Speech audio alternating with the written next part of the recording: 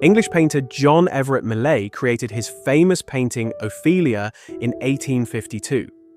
Today it is rightly considered one of the most renowned and enigmatic works in the world. Yet few people know that the model who posed for the artist almost repeated the fate of her tragic heroine. In this video, you will learn about the tragic fate of Elizabeth Siddal, the beauty who captivated the hearts of painters. Elizabeth Eleanor Siddal was born on 25th of July 1829 in London. She came from a large family that constantly struggled with money, and from an early age she had to help her mother with sewing. At 18, Elizabeth found work as a milliner's assistant in a hat shop, a place the Pre-Raphaelite artist Walter Deverell happened to visit in 1849. The red-haired beauty, with her almond-shaped green eyes and porcelain skin, immediately caught the painter's attention. He asked the young woman to pose for him, and thus Elizabeth entered the world of London's Pre-Raphaelite painters. Deverell himself portrayed her as a cross-dressed viola in his painting inspired by Shakespeare's Twelfth Night. In the center, in the role of the dreamy Duke Orsino, the artist depicted himself. The jester Feste on the right bears the features of Deverell's friend Rossetti. The cross-dressed viola is Elizabeth Siddal. Elizabeth's appearance perfectly embodied the feminine ideal of the era, fragile, ethereal, and slightly mysterious. She quickly became a sought-after model. Contemporaries recalled that the 20-year-old Elizabeth seemed like the incarnation of a medieval dream.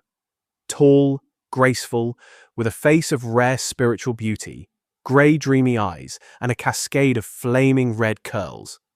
This is how the artist she inspired described her. Late in the autumn of 1851, John Everett Millais invited Elizabeth to pose for Ophelia, wishing to depict with absolute authenticity the tragic moment from Hamlet. Let me remind you of the plot. Ophelia, in love with Hamlet, learns that he has killed her father. Driven mad, she wanders to the river. Standing on the bank, she mourns her father, holding floral garlands in her hands. She tries to hang them on the branches of a tree, slips, and falls into the water. This is the moment John Everett wished to recreate. The story of Ophelia was especially popular among Victorian artists, and her death was often seen as a challenge to social prejudices. For the sake of realism, John Everett decided to paint the figure of Ophelia from life.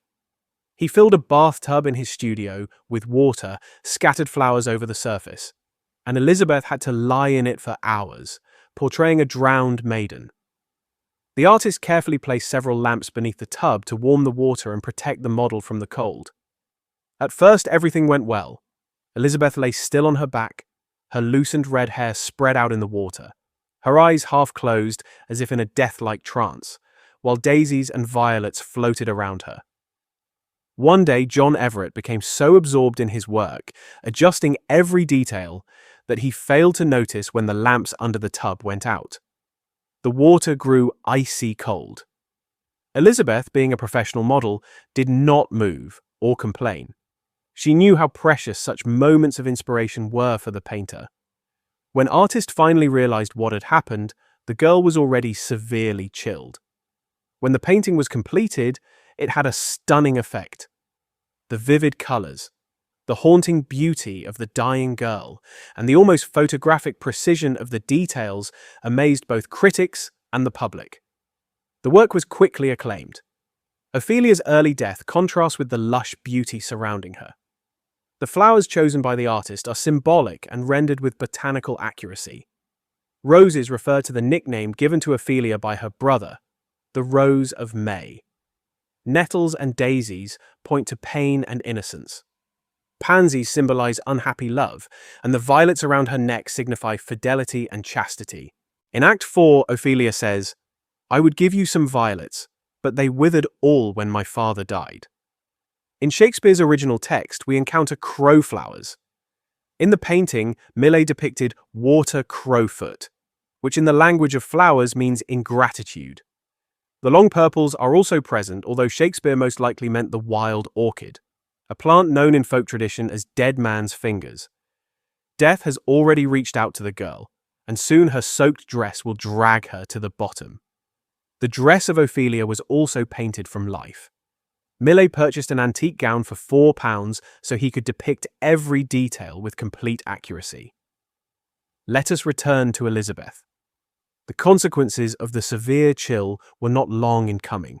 She fell gravely ill.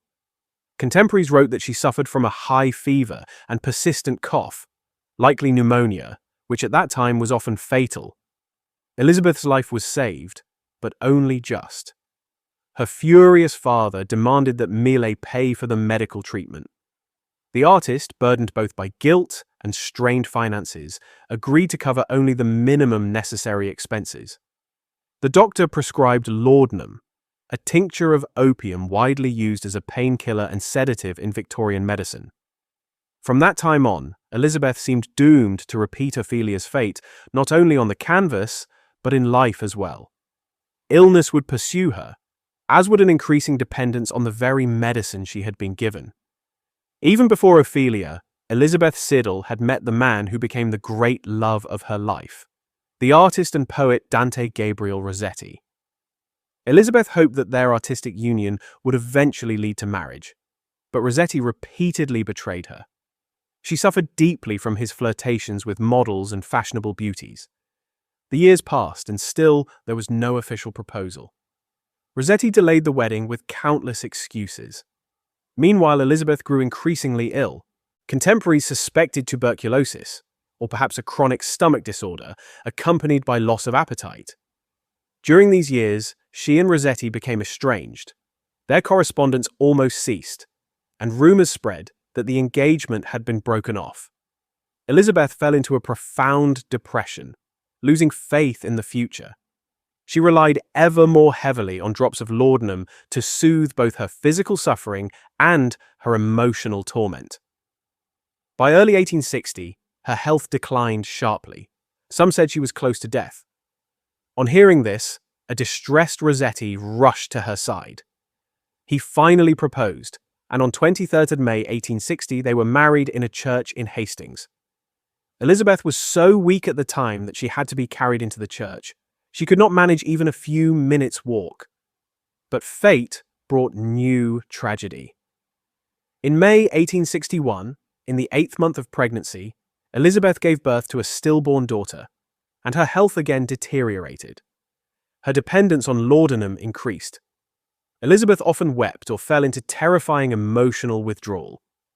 Rossetti remained with her, but quarrels became frequent.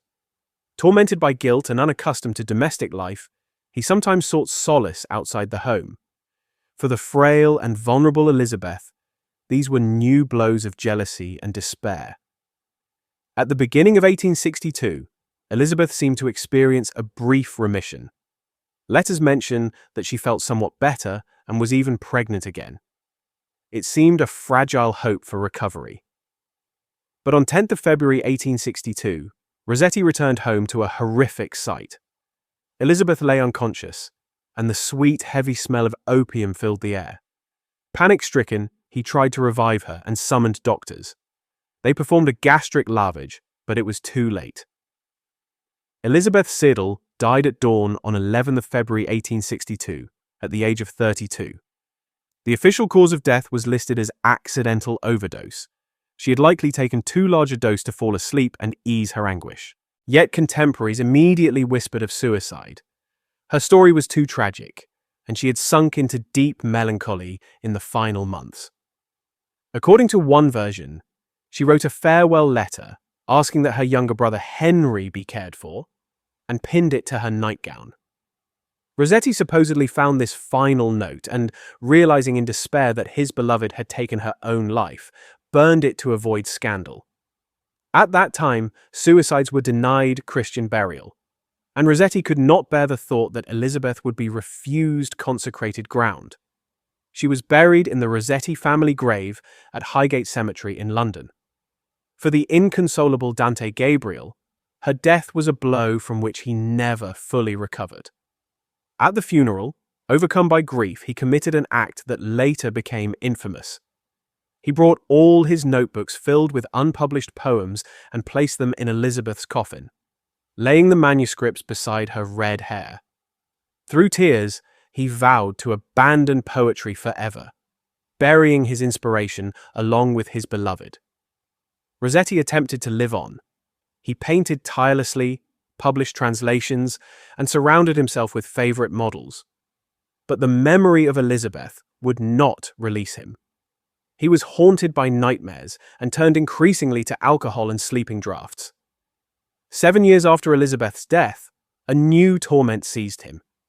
He longed to reclaim the poems he had buried. For a long time, he resisted the temptation to disturb her rest, but at last he yielded. In October 1869, under cover of night, Rossetti secretly hired men to open Elizabeth Siddal's grave. According to legend, when the coffin was unsealed, those present were struck dumb. Her body had been perfectly preserved, and her magnificent red hair had filled the entire coffin, as though it had continued to grow after death. The myth of her death lived on. Ophelia had claimed her life. The manuscripts were retrieved and returned to Rossetti. By 1870, he had published a volume of his poems, The Verses Saved from the Grave. When news of the exhumation spread, London society was horrified. Even close friends called the act madness. Rossetti died on 9 April 1883 at the age of 53. Elizabeth's death, like Ophelia's, remains a mystery. It is still unknown whether she accidentally took too much laudanum or chose to end her life. And what do you think? Did Elizabeth choose to end her own life, or was it a tragic accident? Share your thoughts in the comments, leave a like, and don't forget to subscribe. There are many more stories ahead that few people know about.